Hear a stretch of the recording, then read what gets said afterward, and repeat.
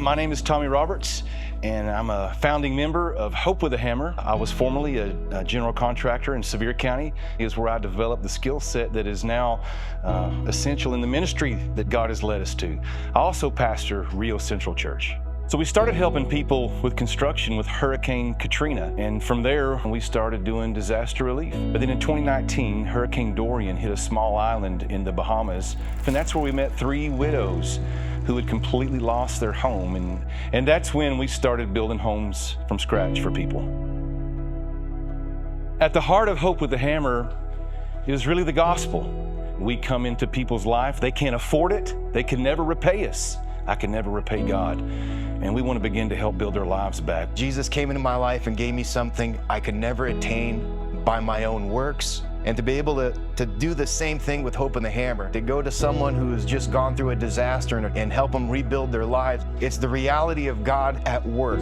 There's no expectations on these recipients to pitch in or to come up with payment of any kind. So we're just extremely blessed to provide this completely to them.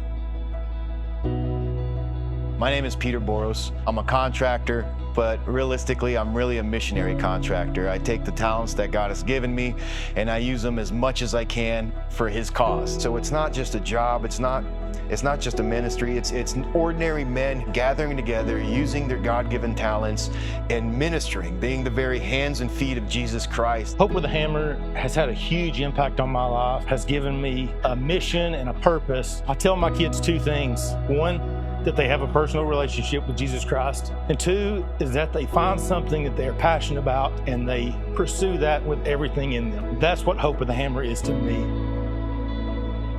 So it was September of 2019, and our second day on Man o' War Island, we had been repairing roofs and cutting down debris, and then some people on the island told us about a lady named Jeannie Albury, and we saw her home that was completely demolished, and just immediately we committed to coming back and building her a home. As we began to stand the new walls up, just a line of people from the community were just in front of her home, just hugging each other. We were not only rebuilding her home, but beginning to rebuild her life. And these construction skills are just a means of hope to help people in some of their most desperate and difficult times. The first home that I really helped out substantially to was Alejandro's home.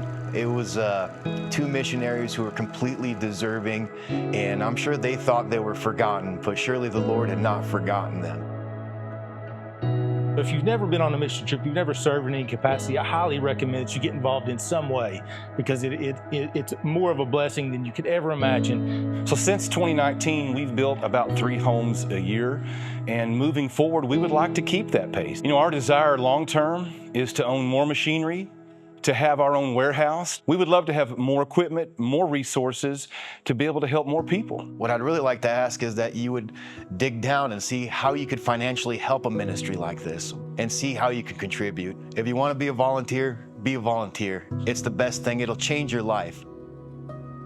The Lord has shown me so much grace in my life that Hope with a Hammer is a way for me to serve and show others that same grace, and that we are here to be the hands and feet of Jesus and serve them in their time of need.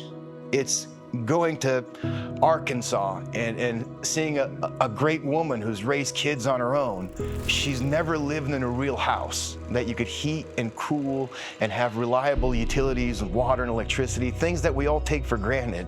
I mean, that's what it means to those people. I mean, it changes the course of their lives. Hope with a Hammer is sent into the most difficult and disastrous times in people's lives. And as we show up with construction skills or volunteer willingness, it's a means of hope to them, showing them that God has not forgotten about them. There's always ongoing projects and wonderful people that we're trying to help.